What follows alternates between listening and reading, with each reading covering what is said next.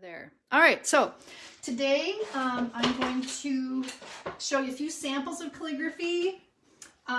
Then we are going to look at your own writing, and then we're going to make up some rules to play and with our own writing to make up our own alphabet.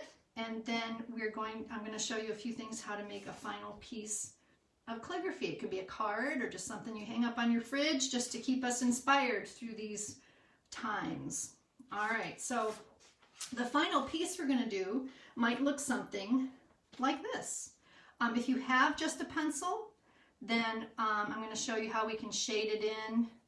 That's going to be part of the process of looking at these letters. Shade it in different weights, different textures to give us an interesting look. Or if you have some crayons or markers or something, I'll show you how to fill them in. It's sort of a stained glass sort of look, I guess, or a Frank Lloyd Wright kind of look. But basically, and you might not be able to read it right away, it says today needs you. And a lot of times calligraphers don't necessarily create a piece that is readable at first. And you'd say, well, what's the sense in that? But I think sometimes we calligraphers, we look at these lines and these shapes and we find them so interesting. But if we want you to maybe slow down and maybe figure out what it says, that adds a whole other element to a piece.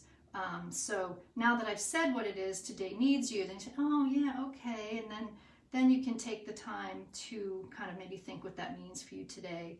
And then calligraphers just find these shapes and these lines that make up our letters. Just so fascinating. I love to fill in shapes around letters, inside letters. I just find them so interesting. So I'm going to share a little bit of that with you today. And we'll come back to those. Oh, there's just a bigger version. So you will be able to do something like that today if you stick around. All right, so let me start off by showing you just a few samples of calligraphy here. And one thing, the other thing we find so fascinating with calligraphers is how different different types of writing can be. Oh, by the way, when you're doing calligraphy, they're called hands or they're called hands or styles, not fonts. When you're talking digital, we call a different style of writing a font, but when we're talking calligraphy, we call them hands or maybe the name of the actual style, like for example, italic or Spencerian or this Gothic textura type writing. So different styles are called just that, styles or hands or by their specific name. So what makes a particular style a particular style? For example, in here, this sample, by the way, is by Sheila Waters, and I just printed it out from her book just to make it easier to show you, but there's her book, Foundations of Calligraphy. Wonderful book, highly recommended. If you needed one in your library, that's the one. But anyway, what makes this hand stick together as a hand? Well, if you look at this O, for example, it's taller-ish, it's kind of narrow, it's sort of angular, and you can find this shape or parts of this O in all the other letters. In this B, for example, or in this D, or in this E. So that's what brings it all together and makes this hand what it is. All right? It's also straight up and down, it's done with a particular tool, and all that. This italic is by Mike Kessig, and this comes from another great book, Speedball textbook. There is a newer version that's supposed to be even better, but this is a great little handy book. All kinds of samples and exemplars and all different styles of writing, so highly recommended there too. But what makes this italic italic? What makes it work all together? Well, if you look at the O in this alphabet, it's rounder than our Gothic one. It's an oval, and you see some of those shapes in all the other letters, the top of the N, even the curve of the S, the slant of the letters. they all lean in the same direction. So that's what kind of makes this all work together, right? All these are done with different tools. They have all their special looks, and that is what I think is so interesting. For example, you have, these are 4 different N's, right? Well, how, all those thousands of like computer fonts out there, how do we know an N is an N? I think it's fascinating that we can read most of them, most of those fonts out there, and then most of the different calligraphy hands here. So they're so different, yet we know an N is an N. There's certain parts of the N that appear everywhere. For example, these strokes on either side, right? And then there's some kind of stroke that connects the N in a certain way. Even though this one's very angular and straight up and down, and this one's slanted, and this one's very fine and curved, they still read as N. I just think that's just so fascinating. I think that's something to remember then when we are creating our own hand with our printing, that we are going to set some rules, and an N will still be an N and an A will still be an A, but we're going to set some rules that kind of make our printing all work together. All right, and how are we going to do that? All right, so first thing I want you to do, and if you're doing it along now, we won't have time to finish the entire activity, but if you follow when it's recorded, you can certainly pause it and finish. But the first thing I want you to do is just print your best printing. Now, you could be a new printer if you're like in 3rd or 4th grade, or you could have been printing a long time, but have gotten away from it. We tend to write very quickly, or maybe not as neat as we like. So what I'd like you to do is just try to write your neatest, best printing, and instead of writing an alphabet, we're going to do a pangram, which is an alphabet sentence that has every letter of the alphabet in it at least once. And a lot of people know this one. So I'm going to write a sentence. It's always nice to write words as opposed to just letters, because then we can see how the letters relate to each other. So I'm going to write fairly quickly, but I'm thinking a little bit. I'm slowing it down a little bit. The quick brown fox jumps over the lazy dog. That's one that we use a lot. It's shorter, it's sweet, and we get every letter of the alphabet at least once. So that's pretty readable. That's my printing. I did it sort of slowed down a little bit. And there's a few things I notice. Okay, first of all, I noticed that this O over here is pretty round, okay? But then this O over here is not so round. It's more a little oval. Okay, well that's not so bad if I'm just writing a shopping list, but if I'm gonna maybe call this calligraphy, or maybe use my printing as a hand, as a style, then maybe I want to address that. What else? Let's see. Well, this D looks pretty round. This G looks pretty round, but it's smaller. This A looks very much like an oval. So we're kind of going back and forth with that. So what I thought we could do is let's make some rules and rewrite this sentence in our printing, but using some certain rules. And I'm going to make up 2 rules. And again, every hand has its own, and we're just making up unique ones for this. So we are going to make circles that fit into our letters, or our letters will fit into circles, and we are going to make them this tall. And I have my lined paper, so I'm just going to make the letters fit in between our 2 lines here.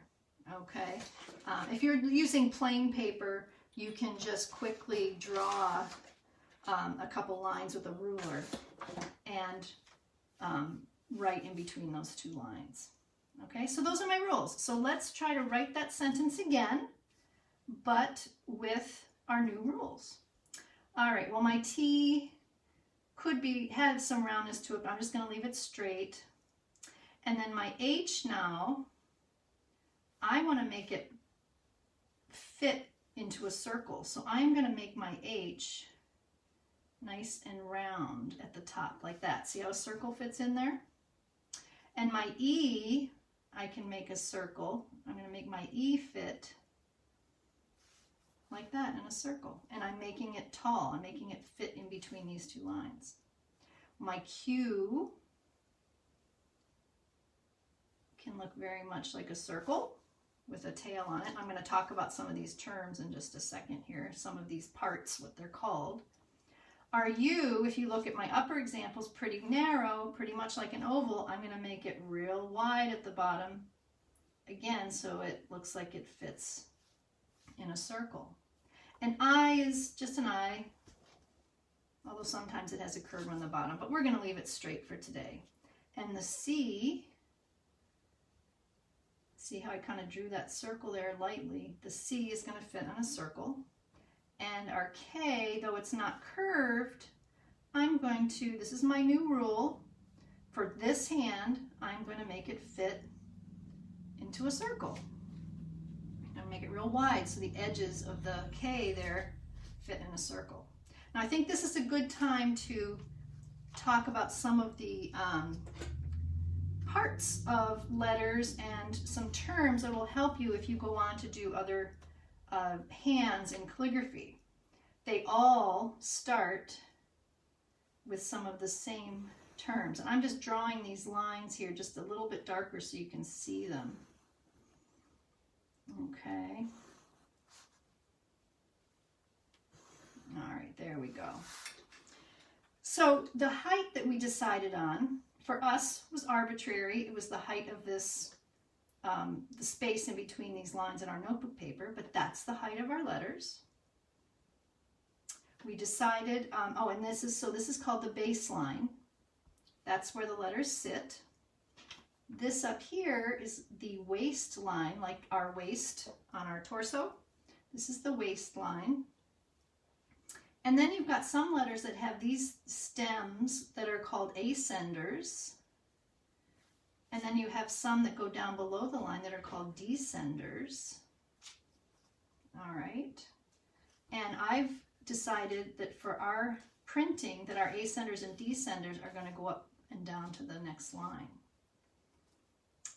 What else? Oh, the counter space or the bowl here. Counter space is the spaces that are inside letters. And this one that's nice and round, that's called a bowl. Let's see what else. Counter spaces, space between letters, space between words, word spacing, letter spacing. All those are things that you're going to hear no matter what kind of calligraphic alphabet you learn. What else? Let's see. Well, I think that's enough for now. We've got our height of our letter. I guess I didn't say what we call that. We call that the X height or letter height. We've got our ascenders and our descenders. And that should get us going for now. So that's what I want you to do, is write out your whole sentence following our two rules, which were keep your letters in circles and keep them all this tall. Now, if you're having trouble with the circles, you could take, let's say, a nickel or a penny or something, and you could practice, and you can just have them touch, and you could practice putting your letters in circles, and they can pretty much be wherever you want. Now this will make our letters a little bit taller, but they're all going to be the same height. They're going to be taller than what we were doing up here, but they'll all be the same height because we've used the same nickel. So let's start writing our sentence now. Well, I'll start with quick. So let's make our Q fit in a circle And if our letters overlap, that's okay. That's actually going to be part of our little project at the end. So quick, our U is going to be nice and wide, fitting in that circle, but we need that stem. That's what makes a U a U. An I, we're just going to keep straight. And our C, we're going to make fit into this circle. Now I know there might be a calligrapher or two out there that's saying, wait a minute, some of these spaces aren't going to be right. That could be, but we're not worried about that right now. So right now we're just trying to get each letter to fit in our circle. Quick. And then we'll start brown. And again, I'm not caring right now if my letters are overlapping, because that's going to make some interesting shapes as we go along. I just want my letter to fit in these circles. That's an R, then an O, and so on. Okay, so that's just a fun way to practice getting your letters in a circle. Once you've done that a little bit, maybe then you can go back to this idea. I'm just hoping I'm still on the page here. There we go. And finish your sentence just thinking about each letter fitting into a circle. All right, let's see. So in order to do our project then, where'd they go? Where'd it go? Where's my piece of paper go? Pardon me while I find my... All right, I don't know where it went. Oh, there it is. Okay. So in order to do our final project, after you've practiced getting your letters nice and round, then we're ready to do our final piece. And if you want to do it on blank paper, there's a really easy way to line your paper. And I said you didn't need anything else besides a pencil, but a ruler would be nice. And an easy way to get nice even lines on a paper is to draw a line on either side of your ruler before you move your ruler. So there's one space, and we're going to match up that line, and here's our other space, and we're going to match up that line, and here's another space. And since the quote I chose, "Today Needs You," just has 3 words, I'm just putting each word on a different line. Okay, so that is the number of lines I need. Okay, easy enough. If you had a larger quote, you could put more than one word on a line, or just each word on a separate line. So that's just an easy way to draw evenly spaced lines, just by moving your ruler down the page. If you use notebook paper, of course you can just draw your lines wherever you want. So even though there are lines on the notebook paper, I like to draw them with the ruler just so they stand out a little bit more. So you've practiced some of this, you've written your alphabet sentence, or maybe your quote, getting those letters the way you want them to look. And remember, our arbitrary rules were circles and fitting in a certain space. So let's move on and write our quotation. So I got to remember circles. I'm going to write the word today on this first line. I'm going to do the round T. So see, a circle fits in there. Then I'm going to do my round O. That's a nice, pretty nice circle there. Then I'm going to do my D. And I decided that it's okay if my letters touch. I'm not worried too much about the spacing between letters, because when they touch, I'm going to get some more interesting shapes that eventually I'm going to color in, or not. Today, so T-O-D-A, and again I've got another circle with a stem, and I think you can make the triangular Y, but let's stick with our circle rule, and let's make a nice rounded, almost like a U, Y, and I'm going to come down with my descender. So there's my word today. Now I'm going to make needs, And remember, I'm not going to worry if things are going to bump into each other because I want some of those shapes to happen and those intersections. So I'm going to start my word here and not worry if there comes a letter. That could be a little bit rounder, but there's my nice round end. I'm not going to worry if a letter comes along that bumps into another letter. So this is just your printing, but nice and round.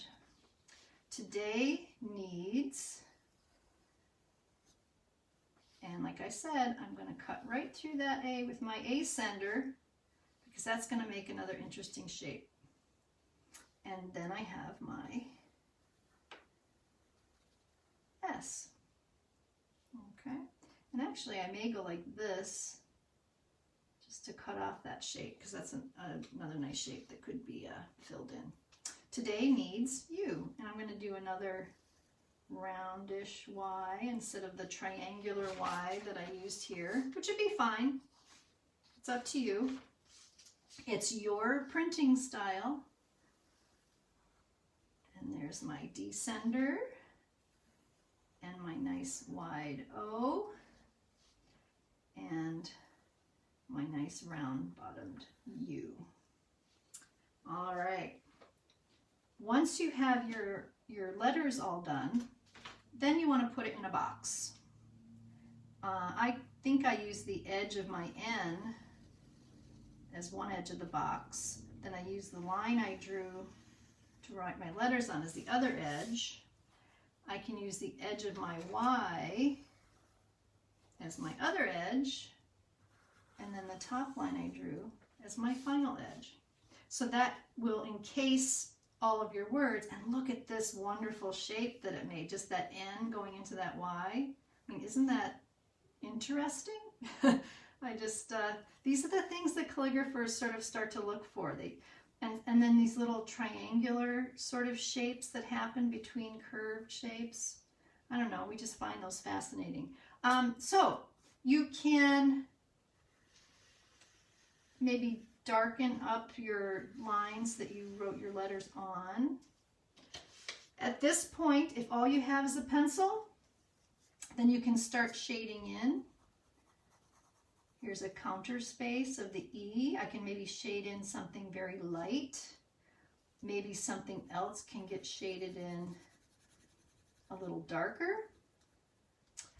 And you start to look where you need, and this is a nice little sort of practice in design and layout. You start to see, as you start coloring in, you start to see where you might need some of these shades. For example, okay, I have a dark spot over here. Well, maybe I need some dark over here to balance that. And then my eye says, oh, well, maybe I need some in this space. Maybe I need a lighter. So you just kind of start filling in and going back and forth, looking at your overall piece. Since I have this shaded, maybe this down here needs some shading.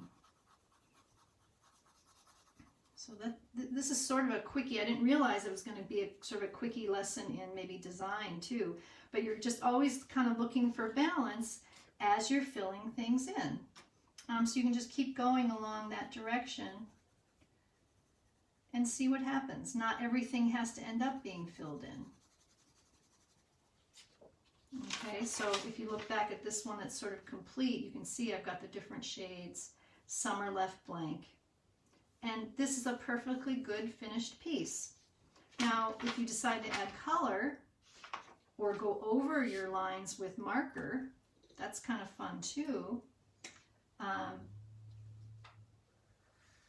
You can start by just going over every pencil line with a marker.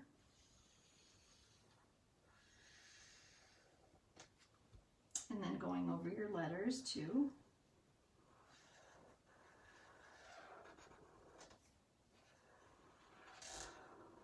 A little wobbly O there.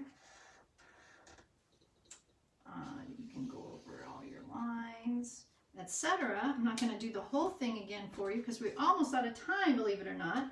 But I That actually kind of looks pretty good like that without even filled in. But then you can start to fill in. Now this happens to be a permanent marker, so when I put some color next to it, it's not going to smudge. But if you have water-based markers, they may smudge, so just a little hint here, to fill in, you could not touch the other marker. Does that make sense? So it won't bleed and get all kind of mushed together. You can leave a little bit of a white space around your